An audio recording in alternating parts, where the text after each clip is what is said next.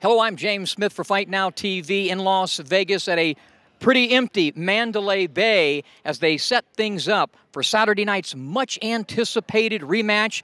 Brandon Rios and Mike Alvarado. They met 5 months ago in a fight that perhaps was the best of 2012. Saturday night, expect fireworks again.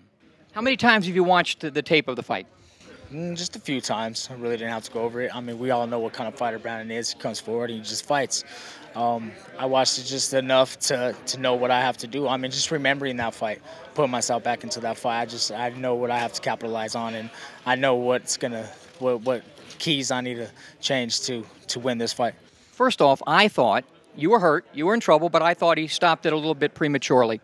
Yeah, he did. I mean, I could have fought through that. I don't know if everybody's seen that Prescott fight, but, I came back. I fought through even more in that fight. And, I mean, I didn't get a chance to really show my heart like what I have, what people know me of. But, I mean, it is what it is. He did what he had to do. He did his job. But it's a new time to redeem myself. So I don't think people understand how good you are on the inside. That's where you need to be, in the damn phone booth, and you kept yourself there. Talk about your ability to get inside, and then once you're inside, how you set up those left hooks to the body and that tremendous right uppercut. It's just something I've always been able to do since I was little. I love to fight on the inside. That's my game plan all the time. I love to fight on the inside. I'm a great inside fighter. I watch a lot of videos of a lot of great inside fighters. Old school guys. Old school guys, yes. And I watch their videos, and I just look at what they do, and I try to perfect it or do the same as they do. So in the inside, I don't think there's anybody in the business that can take care of me in the inside.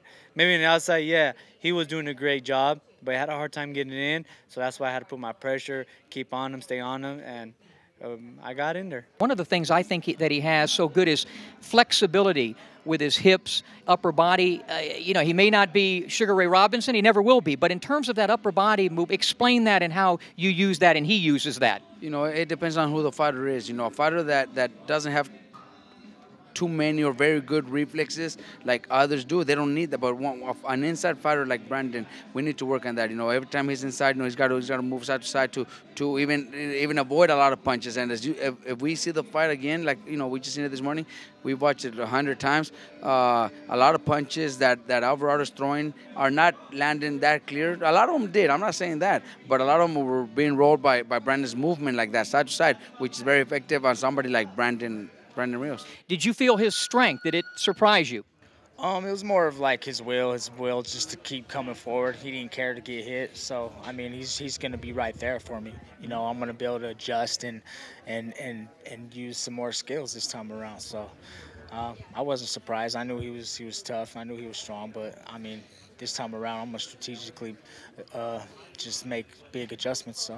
In thinking and watching that first fight the other night, one of the things that I disagreed with the announcers is I thought that you were the stronger guy in there. Did you feel that your strength was better than his? I felt that he was strong. He was a strong fighter, don't get me wrong. But you know what? I did come in that fight, and I did feel strong because the fact that I didn't have to lose the last 5 pounds.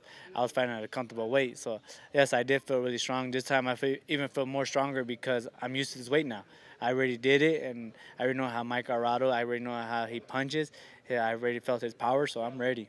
One thing that, Alvarado did against him successfully was when you get on the inside, perhaps tie him up a little bit. I know you want to fight, but have you thought about tying the guy up and discombobulating what he does on the inside? I mean, that first fight, no. But, I mean, now, yeah, after a good strategically camp, like I said, I mean, learning and using different tactics, definitely it's gonna overcome the type of fight that he wants to bring to the table. So I'm on top of it. So the only time I saw him having any issues is when sometimes he'd pull back, square up, and stick his head up just a few times. Exactly, perfectly. You just said that exactly the way we seen it also, and what we worked on for this fight. Little things like that that are gonna make a big difference now. That was my fault. I have a habit of doing that. Even Robert knows that, and we've been trying to correct that. I do have a habit of stepping back with my head up. So when I step back, I bring back my head. And that's the shots that he was landing, and those are shots because I gave him those opportunities to land those shots.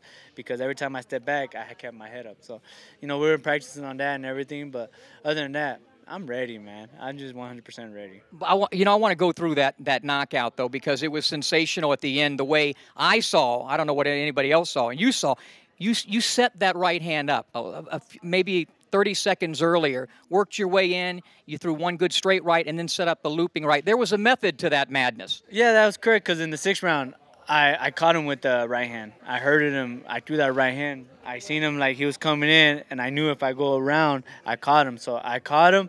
I stunned him. So I knew in the 7th round, he would never recover from that first right hand. So in the 7th round, I knew if I can work my jab way to get in there. So I did that. I worked my jab, and then I threw that right hand. Right when I threw it, the first punch, I felt him stunned. That's why he wasn't throwing back. He took 23, like, he wasn't just throwing back at all. And I landed again, the right hand, and that's what stunned with, like, stumbled him into the rope, and I tried to land it again, but, you know, I missed it, and then fortunately, I got him with the hook. I think that referee stopped it. All right, well, look into that camera and tell the folks what's going to happen Saturday night, the rematch with Rios. I'm gonna win convincingly. I'm gonna win. I'm gonna box him. I'm gonna step around, and I'm gonna move. I'm gonna do what I was supposed to do in the first fight. And I'm still gonna fight him. I mean, it's still gonna be a war, but I mean, I'm gonna win convincingly and not take as much punishment this time around. Well, learn to do what I did. Tie guys up from time to time. Yeah, I'm gonna bring my tie and take my shoestrings off and tie him up. I'm going for a 10 count, baby. I don't want to leave no doubts in his corner, in his mind, and his trainer's mind. Nothing. I'm going for a 10 count. March 30th, Saturday, is going to be another epic battle, so come out and support us. And I'll tell you, fans, how you beat this guy. You tie his ass up. That's how you beat him. Pretty much. Well, just like you fight fans, I'm excited about Saturday night's rematch, Rios and Alvarado. Their first fight just over 5 months ago was scintillating. Ebb and flow, back and forth, tremendous action. The referee didn't have too much to do until he eventually would stop the fight in round number 7. Rios awarded the technical knockout in a stoppage that some people, especially the Alvarado people, feel was a little bit too early.